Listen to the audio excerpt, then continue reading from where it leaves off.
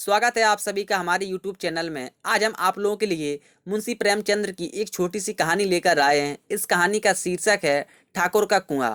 तो कृपया करके कहानी को अंत तक जरूर सुनें। तो चलिए कहानी शुरू करते हैं। जोखू ने लोटा मुंह से लगाया तो पानी में सख्त बदबू आई। गंगी ने बोला, यह कैसा पानी है, मारे बास की पिया नहीं जाता, गला सूखा जा रहा है और तू सड़ा पानी पिलाए देती है। गंगी प्रतिदिन शाम पानी भर लिया करती थी। कुआं दूर था, बार बार जाना मुश्किल था। कल वह पानी लाई तो उसमें बू बिल्कुल ना थी। आज पानी में बदबू कैसी? लोटा नाक से लगाया तो सचमुच बदबू थी।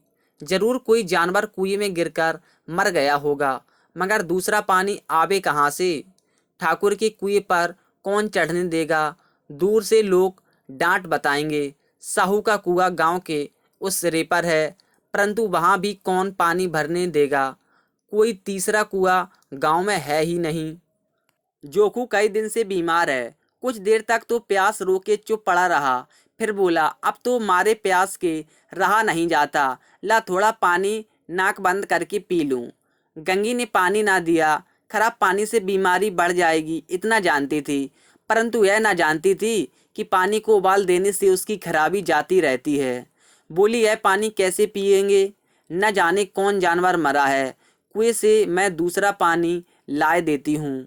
जोखू ने आश्चर्य से उसकी ओर देखा। पानी कहाँ से लाएगी? ठाकुर और साहू के दो कुएं तो हैं, क्या एक लोटा पानी ना भरने देंगे? हाथ पाँव तुड़वा आएगी और कुछ ना होगा। बैठ चुपके से, ब्रह्म देवता आशीर्वाद देंगे, ठाकुर लाठी मारेंगे, साहू एक के पांच लेंगे। गरीबों का दर्द कौन समझता है? हम तो मर भी जाते हैं तो कोई द्वार पर झांकने नहीं आता, कंधा देना तो बड़ी बात है। ऐसे लोग कुएं से पानी भरने देंगे? इन शब्दों में कड़वा सत्य था। गंगी क्या जवाब देती, किंतु उसने वह बदबूदार पानी पीने को न दिया। रात के 9 बजे थे। थके मांदे मजदूर तो सो चुके थे। ठाकुर के दरवाजे पर 10-5 बेफिक्रे जमा थे। मैदानी बहादुरी का तो अब ना जमाना रहा है न मौका। कानूनी बहादुरी की बातें हो रही थीं। कितनी होशियारी से ठाकुर ने थानेदार को एक खास मुकदमे में रिश्वत दी और साफ निगल गए। कितनी अक्लमंदी से एक मार्के के मुकदमे की नकल ले आए। नाजिर और मोहतमिम सभी कहते थे नकल नहीं मिल सकती। कोई 50 मांगता, कोई 100। यहाँ बेपैसे कौड़ी नकल उड़ा दी। काम करने ढंग चाहिए। इसी समय गंगी कुएं से पानी लेने पहुंची। कुप्पी की धुंधली रोशनी कुएं पर आ रही थी। गंगी जगत की आड़ में बैठी मौके का इंतजार करने लगी। इस कुएं का पानी सारा गांव पीता है, किसी के लिए रोका नहीं, सिर्फ ये बदनसीब नहीं भर सकते। गंगी का विद्रोही दिल रिवाजी पाबंदियों और मजबूरियों पर चोटें करने लगा। हम क्यों नीच हैं और ये लोग क्यों ऊंच हैं? इसलिए कि ये लोग गले में तांगा डाल लेते हैं। यहाँ तो जितने हैं एक के एक छठे हैं। चोरी ये करें, जाल फरेब ये करें, झूठे मुकदमे ये करें। अभी इस ठाकुर ने तो उस दिन बेचारे गरड़िए की भेड़ चुरा ली थी और बाद में मारकर खा गया। इन्हीं पंडित के घर में तो 12 मास जुआ होता है। यहीं साहू जी तो घी में तेल मिलाकर बेचते हैं, काम करा लेते हैं, मजूरी देते नानी मरती है। किस किस बात में हमसे ऊंचे हैं? हम गली गली चिल्लाते नहीं कि हम ऊंचे हैं, हम ऊंचे। कभी गांव में आ जाती हूँ तो रस भरी आंखों से देखने लगते हैं, जैसे सबकी छाती पर सांप लौटने लगता है। परंतु घमंड यह है कि हम ऊंचे हैं। कुएं पर किसी के आने की आहट हुई। गंगी की छाती धक धक करने लगी। कहीं देख ले तो गजब हो जाए, एक लात भी तो नीचे ना पड़े।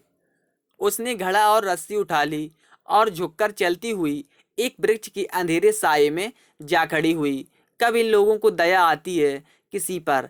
बेचारे महंगू को तो इतना मारा कि महीनों लहू थूकता रहा, इसीलिए तो उसने बेगार ना दी थी। इस पर ये लोग ऊंचे बनते हैं। कुएं पर स्त्रियां पानी भरने आई थी। इनमें बात हो रही थी, खाना खाने चलें, और हुक्म हुआ कि ताज़ा पानी भर लाओ, घड़े के लिए पैसे नहीं हैं। हम लोगों को आराम से बैठे देखकर जैसे मर्दों को जलन होती है। हाँ, यह तो ना हुआ कि कलसिया उठाकर भर लाते, बस हुक्म चला दिया कि ताज़ा पानी लाओ, जैसे हम लौंडिया ही तो हैं।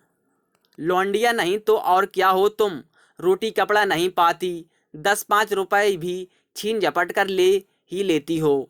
और लौंडिया कैसी होती है? मत लजाओ दीदी, छिन भर आराम करने को जी तरस कर रह जाता है। इतना काम किसी दूसरे के घर कर देती तो इससे कहीं आराम रहती, ऊपर से वह एहसान मानता। यहाँ काम करते करते मर जाओ, पर किसी का मुँह ही सीधा नहीं होगा। दोनों पानी भरकर चली गईं तो गंगी वृक्ष की छाया से निकली और कुएं की जगत के पास आई। बेफिक्रे चले गए थे। ठाकुर भी दरवाजा बंद कर अंदर आंगन में सोने जा रहे थे। गंगी ने क्षणिक सुख की सांस ली। किसी तरह मैदान तो साफ हुआ। अमृत तुरा लाने के लिए जो राजकुमार किसी जमाने में गया था, वह भी शायद इतनी सावधानी के साथ और समझ बूझकर ना गया हो। गंगी दबे पांव कुएं की जगत पर चढ़ी। विजय का ऐसा अनुभव हुआ उसे पहले कभी ना हुआ। उसने रस्सी का फंदा घड़े में डाला, दाएं बाएं चौकन्नी दृष्टि से देखा, जैसे कोई सिपाही रात को शत्रु के किले में सुराग कर रहा हो।